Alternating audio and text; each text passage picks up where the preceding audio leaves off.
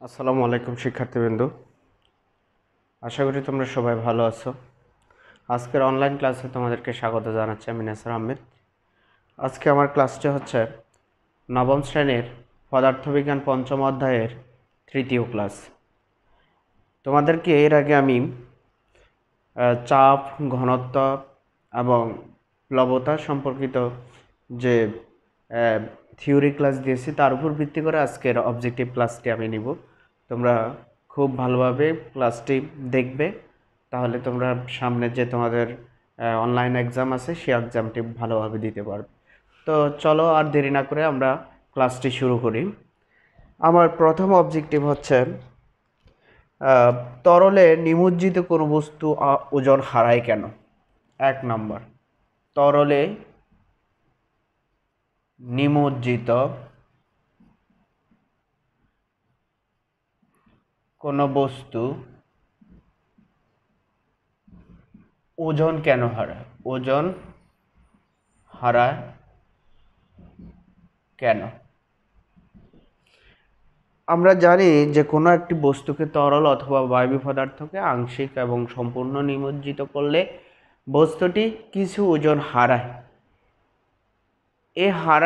এই ওজন হারানোর কারণটা হচ্ছে তার ঊর্ধ্বমুখী বল, যেটা ক্রিয়া করে কোনো তরল পদার্থে কোনো বস্তুকে যে নিচ থেকে যে বলটা ক্রিয়া করে সেটাকে আমরা প্লবতা বলি, সেটা হচ্ছে ঊর্ধ্বমুখী বলের জন্য। তাহলে আমাদের অপশনে এরকম একটা অপশন থাকবে, সেটা হচ্ছে ঊর্ধ্বমুখী বলের জন্য। ঊর্ধ্বমুখী বলের জন্য। এবার আসো 2 নম্বর অবজেক্টিভ, লোহার ঘনত্ব কত? লোহার ঘনত্ব কত? এই অবজেক্টিভ ঘনত্ব সম্পর্কিত একটা অবজেক্টিভ তোমাদের থাকবেই। এটা বোর্ড পরীক্ষা বলো, স্কুল পরীক্ষা বলো, সব পরীক্ষায় কিন্তু ঘনত্ব সম্পর্কিত একটি অবজেক্টিভ থাকে। তো লোহার ঘনত্ব, এগুলা তোমাদের বইতে যে ঘনত্বের চার্টটা আছে সেই চার্টটা তোমরা মুখস্থ করে ফেলবে। 2 ধরনের ঘনত্ব আসে, একটা হচ্ছে কেজি পার মিটার কিউব আর একটা হচ্ছে গ্রাম পার সিসি। তোমরা একটা মুখস্থ রাখলে, গ্রাম পার সিসিটা মনে রাখলে অথবা কেজি পার মিটার কিউবটা মনে রাখলে, যে কোনো একটা মনে রাখলে অন্যটা বের করতে পারবা। তাহলে আমরা গ্রাম পার সিসি যদি মনে রাখি, তাহলে সেটাকে আমরা 1000 দিয়ে গুণ করলেই কেজি পার মিটার কিউব চলে আসবে। তাহলে এখানে আমাদের যদি গ্রাম পার সিসি হয় তাহলে সেটা হবে 7.80 গ্রাম পার সেন্টিমিটার কিউব, গ্রাম পার সিসি, গ্রাম পার সিসি। অথবা 1000 দিয়ে যদি 7800 কেজি পার মিটার কিউব, যে কোনো একটা তোমরা ফলো করলেই হবে। 3 নম্বর অবজেক্টিভ, ভর একই হলে নিচের কোন বস্তুর আয়তন বেশি হবে? ভর একই হলে, ভর যদি একই হয়, ভর একই হলে নিচের কোন পদার্থটির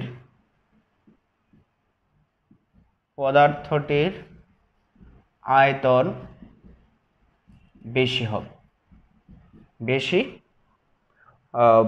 হবে। এখানে আমি তোমাদেরকে অপশন দিলাম। কতে দিলাম কাঠ, খতে দিলাম কাঁচ, গতে দিলাম পানি, তারপরে ঘতে দিলাম পারদ। তাহলে তোমরা মনে রাখবা, যে পদার্থের ঘনত্ব সবচেয়ে বেশি সেটি ভর একই হলে আয়তনে সেটি কি হবে? বেশি হবে। তাহলে এখানে ভর যদি এক হয়, নিচের কোন পদার্থটির আয়তন, দেখো এটার ঘনত্ব বেশি, এটা কম আয়তনে ভর বেশি হবে, কম আয়তনে ভর বেশি হবে। তাহলে যেটার ঘনত্ব কম, এখানে এই চারটা পদার্থের মধ্যে যেটার ঘনত্ব কম সেটা ভর, যদি এই চারটা পদার্থকে আমরা তুলনা করি, চারটা পদার্থের মধ্যে কাঠ, কাঁচ, পানি এবং পারদ, এই চারটার ভেতর থেকে তোমাকে বলছে যে ভর যদি একই হয়, এগুলো সবগুলো আমরা 1 কেজি নিলাম, কাঠ 1 কেজি, কাঁচ 1 কেজি, পানি 1 কেজি, পারদ 1 কেজি, তাহলে কোনটার আয়তন বেশি হবে? নিশ্চয়ই নিশ্চয়ই যেটার ঘনত্ব কম সেটার আয়তন বেশি হবে। তাহলে কাঠ সঠিক উত্তর, কাঠটাই সঠিক উত্তর।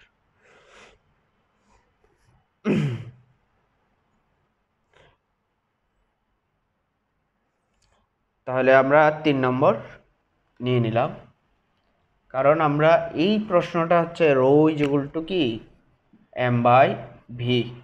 তাহলে যদি এখানে ভর ধ্রুবক হয়, ভর একই হলে, তাহলে দেখো রো সমানুপাতিক 1/ভি, অর্থাৎ যদি আয়তন বেশি হয় তাহলে ঘনত্ব কম হবে। তাহলে ঘনত্ব কোনটা? ঘনত্ব আয়তন বেশি হবে তাহলে কাঠের, যেহেতু কাঠের ঘনত্ব সবচেয়ে কম। এবার আসো, তরলের চাপ কিসের উপর নির্ভর করে? তরলের চাপ কিসের উপর নির্ভর করে? 4 নম্বর অবজেক্ট, তরলের চাপ হোয়াট? 1 নম্বর হচ্ছে গভীরতার সমানুপাতিক, ক্ষতে বলা হয়েছে ক্ষেত্রফলের সমানুপাতিক,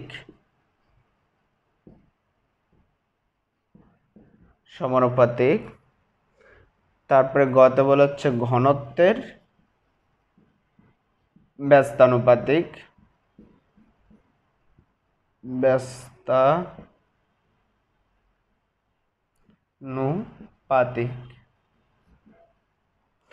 তারপরে ঘতে বলা হয়েছে অভিকর্ষজ ত্বরণের সমান। ঘত হলো অভিকর্ষজ ত্বরণের সমান, অভিকর্ষজ ত্বরণের সমান। এখন আমরা তরলের চাপ এখানে বলছি কিসের সমানুপাতিক হবে? তাহলে চাপ is equal to H rho g. তাহলে দেখো, যদি নির্দিষ্ট ঘনত্বের, তাহলে সেটা আমরা এখান থেকে একটা সিদ্ধান্ত নিতে পারি যে তরলের একটা নির্দিষ্ট তরলের ঘনত্ব এবং অভিকর্ষজ ত্বরণ এই দুইটা ধ্রুবক থাকে। যেমন পানি যদি নেই, তাহলে পানি তো তার ঘনত্ব ফিক্সড, এবং অভিকর্ষজ ত্বরণ হচ্ছে জি, এটার মান কিন্তু অপরিবর্তনীয়। তাহলে আমরা এখান থেকে যদি এই দ্রব্যরাশিগুলোকে উঠায় দেই, তাহলে তরলের চাপ গভীরতার সমানুপাতিক। তরলের চাপ কি? গভীরতা সমানুপাতিক। আচ্ছা, তারপরে আসো 5 নম্বর অবজেক্টিভ,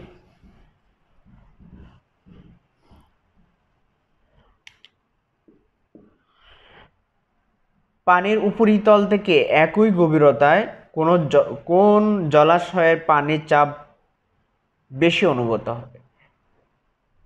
পানির উপরিতল হতে একই গভীরতায় কোন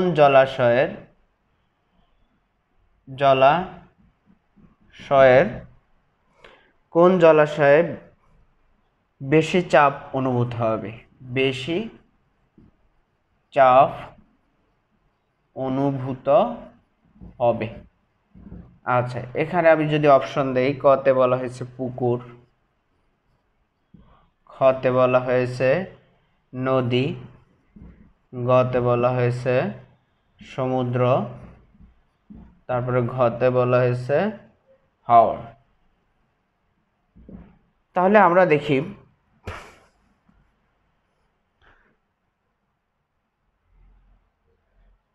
আবার একই সূত্র, পি সমান সমান এইচ রো জি। এখন তোমাকে বলা হয়েছে উপরিতল, পানির উপরিতল থেকে একই গভীরতা, তাহলে গভীরতা এইচ, এটা ফিক্সড এবং জিও ফিক্সড, এই দুইটা ধ্রুবক। তো এই দুইটা যদি ধ্রুবক হয় তাহলে পি সমানুপাতিক রো, অর্থাৎ যার ঘনত্ব বেশি তার কি চাপও বেশি হবে। তাহলে দেখছো এখানে যে উৎসগুলোর নাম দেওয়া হয়েছে সেগুলোর মধ্যে নদী, পুকুর, নদী, হাওর, এই তিনটা পানি মিঠা পানি, তার ঘনত্ব 1000 কেজি পার মিটার কিউব। কিন্তু এখানে সমুদ্রের পানির গভীরতা আমরা জানি যে বেশি, ঘনত্ব বেশি, তাই এখানে সমুদ্রের চাপও বেশি অনুভূত হবে। এই জন্য তোমরা যদি কখনো সমুদ্রে কক্সবাজারে ঘুরতে যাও তাহলে খুবই সাবধান থাকবা, কারণ হচ্ছে এই সমুদ্রের পানি যদি গভীরে যাওয়া যায় তখন এটাতে চাপ বেশি অনুভূত হয় এবং তুমি উপরের দিকে আর উঠতে পারবা না। এজন্য সমুদ্রে বেশি গভীরে যাওয়া ঠিক হবে না। আচ্ছা, পৃথিবী পৃষ্ঠে প্রতি বর্গ মিটারে বায়ুর চাপ কত? 6। পৃথিবী পৃষ্ঠে প্রতি বর্গ মিটারে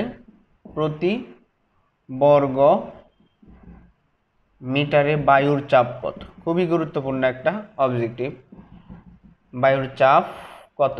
এটা প্রায় আসে, এটা হচ্ছে তোমার 10⁵ নিউটন, এটা মুখস্থ রাখবা, 10⁵ নিউটন। তারপরে 7 নম্বরে আসো, এভারেস্ট পর্বত শৃঙ্গে উপর, এভারেস্ট পর্বত শৃঙ্গের উপর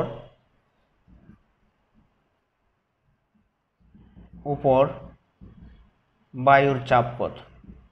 বায়ুর চাপ কত? তাহলে এভারেস্ট পর্বত শৃঙ্গের উপর বায়ুর চাপ হচ্ছে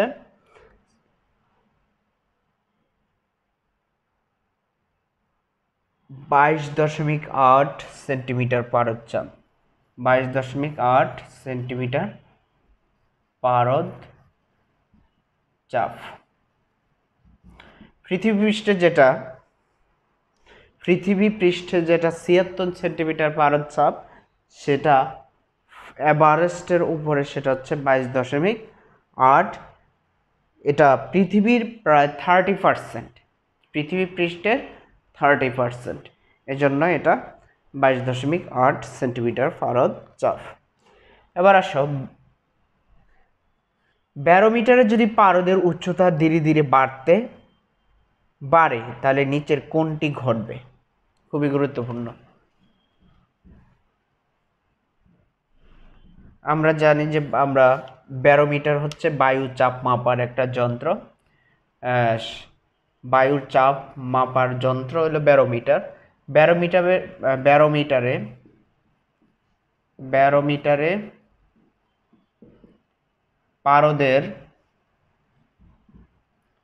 পারদের উচ্চতা ধীরে ধীরে বাড়তে থাকলে নিচের কোনটি ঘটবে? ক নম্বর অপশনে আছে বৃষ্টিপাতের সম্ভাবনা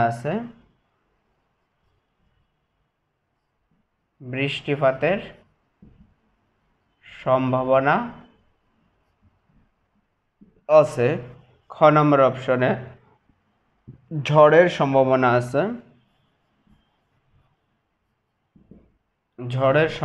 আছে, তারপরে গতে নিম্নচাপের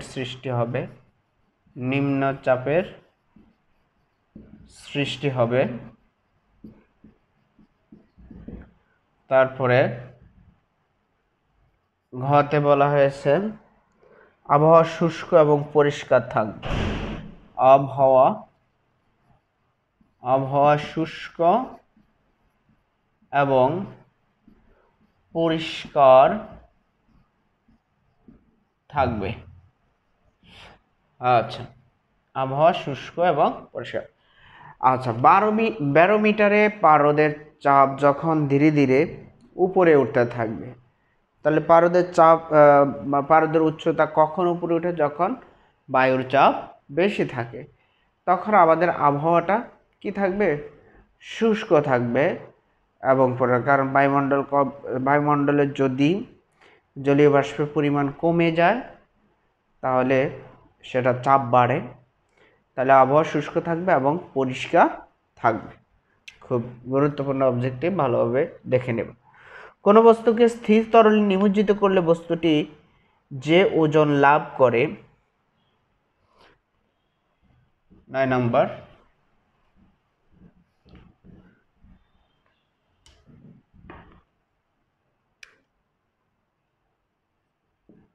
কোনো বস্তুকে স্থির তরলে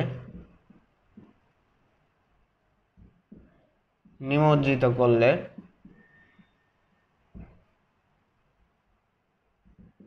বস্তুটি যে ওজন লাভ করে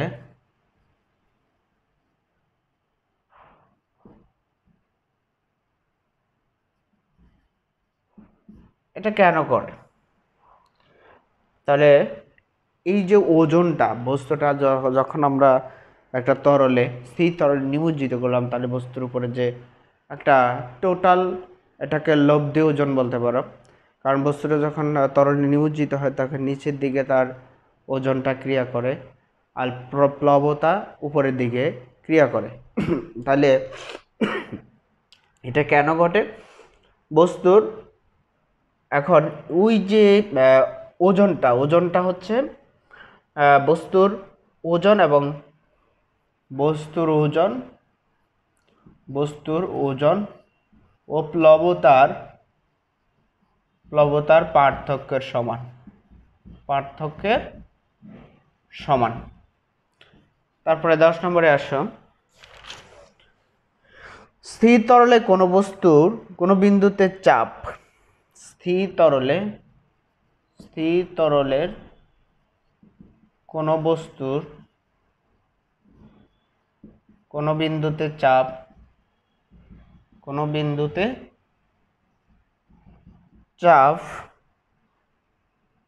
কোনটির উপর নির্ভর করে? কোনটির উপর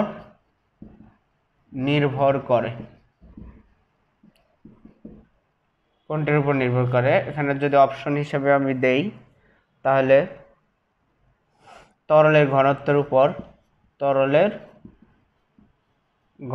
উপর, তারপরে খ নম্বর হিসেবে আমি নিতে পারি গভীরতার উপর,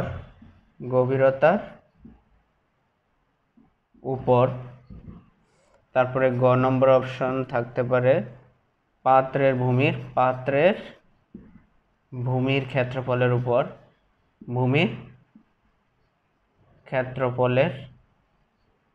উপর,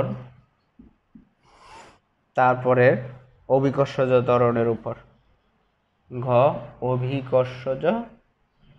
অভিকর্ষজ ত্বরণের উপর।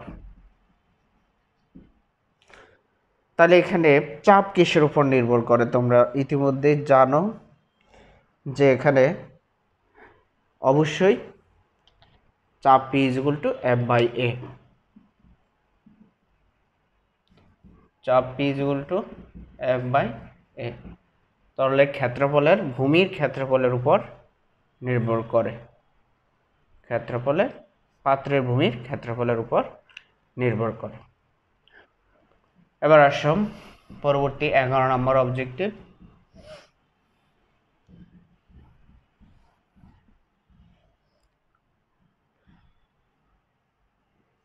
এক প্যাসকেল, চাপের একক তোমরা জানো যে প্যাসকেল। এক প্যাসকেল কি? এক প্যাসকেল হচ্ছে 1 newton per metre, 1 metre square per metre square. এখান থেকে তোমরা দেখতে পারো 1 নিউটন আবার 1 মিটার স্কোয়ার সমান সমান 1 নিউটন মিটার স্কোয়ার, এটাকে 1 প্যাসকেল বলা হয়। খুবই গুরুত্বপূর্ণ অবজেক্টিভ 12 নম্বর অপশনে। এবার আসো, তরল পদার্থের চাপের একক কোনটি? এই যে চাপের একক, তোমরা ইতিমধ্যে চাপের একক দুইটা হতে পারে, প্যাসকেল অথবা নিউটন পার মিটার স্কোয়ার। এখানে ওই যে এককটা যেটা অপশানে থাকে ওইটাই দাগাতে হবে। তারপরে চাপের একক প্যাসকেল, এটা আমরা জানি। আচ্ছা, কোনো পুকুরের গভীরতা 1 মিটার,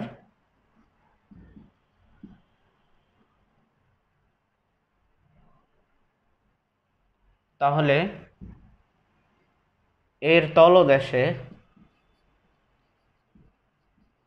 কত চাপ অনুভূত হবে? কত চাপ অনুভূত হবে? তাহলে চাপের সূত্র আমরা জানি, চাপ ইকুয়াল টু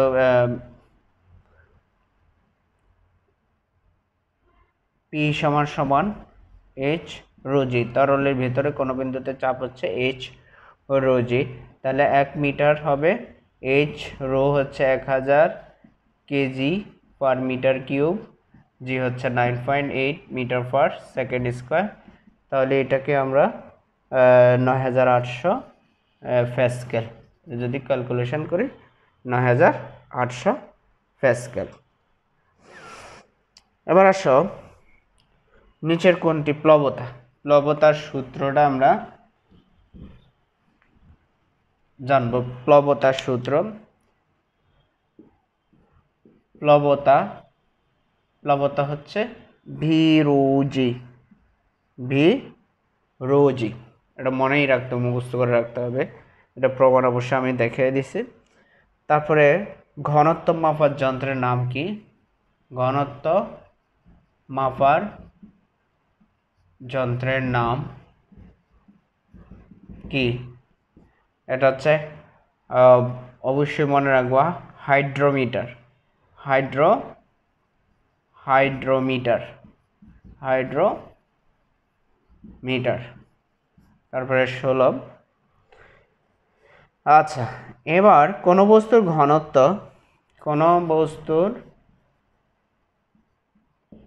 ঘনত্ব হচ্ছে 1000 কেজি পার মিটার কিউব এবং ভর 200 কেজি। 200 কেজি হলে আয়তন কত? 200 কেজি হলে আয়তন কত? তাহলে আমাদের এখানে rho is equal to M by V. তাহলে এখানে আমরা বের করব ভি সমান সমান এম বাই রো। তাহলে এম হচ্ছে কত? 200 কেজি আর হচ্ছে 1000। তাহলে 200কে যদি আমি 1000 0.2 কেজি,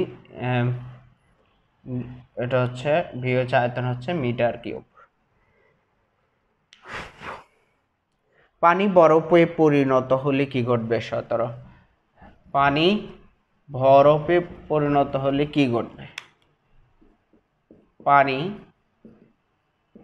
বরফে পরিণত হলে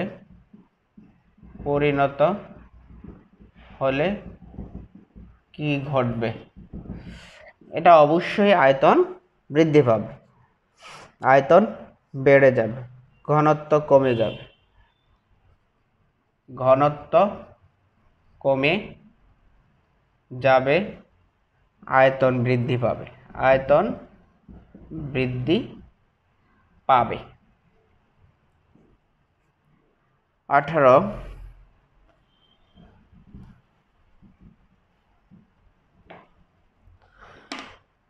পদার্থের চতুর্থ অবস্থার নাম কি?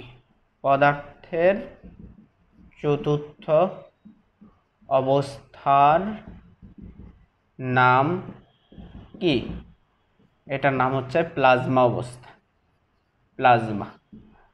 তোমরা আহ, আহ, আমরা ক্লাস 8 পর্যন্ত কঠিন, তরল এবং বায়বীয় পদার্থ এই তিনটা অবস্থা সম্পর্কে আমরা অবগত আছি, কিন্তু পদার্থের আরেকটি অবস্থা প্লাজমা অবস্থা।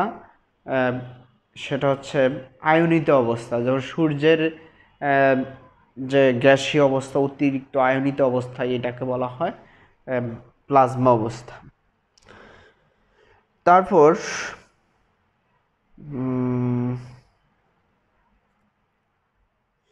এই যে এই অবজেক্টিভগুলো তোমরা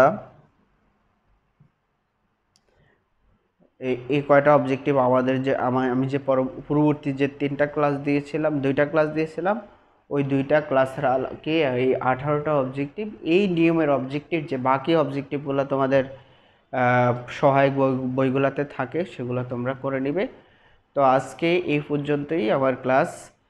আর আমাদের নিশ্চয়ই তোমরা জানো যে আমাদের জুম ক্লাস কিন্তু অলরেডি শুরু হয়ে গেছে। তোমরা জুম ক্লাসগুলো প্রত্যেকে জয়েন করবে। আশা করি তোমাদের যে এতদিন যে কাউকে প্রশ্ন করতে পারতে না, এখন থেকে টিচারদেরকে প্রশ্ন করতে পারবে, সেই অনুযায়ী তোমরা ভালোভাবে জুম ক্লাস এনজয় করবে, সেই আশাবাদ ব্যক্ত করে আজকের ক্লাস আমি এখানে শেষ করছি। আল্লাহ হাফেজ।